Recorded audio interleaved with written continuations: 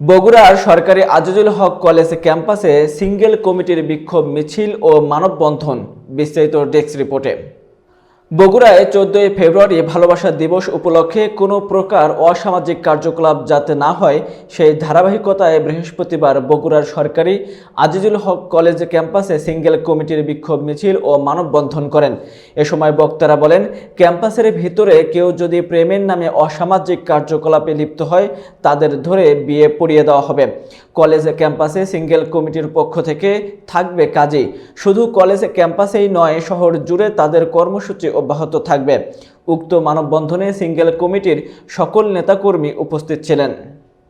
ভালোবাসার নামে যেন কেউ ওই ক্যাম্পাসে চিপাই চাপাই নোংরামি না করতে পারে সেগুলো বগুড়া শহরের যে কোনো জায়গাতে যদি কোনো ধরনের নষ্টামি করা হয় সেটা যদি আমাদের চোখে আসে, আমরা আমাদের কর্মসূচিতে রেখেছি আমাদের কাজী সহ আমরা কালকে ক্যাম্পাসে অবস্থান কর্মসূচি পালন করব।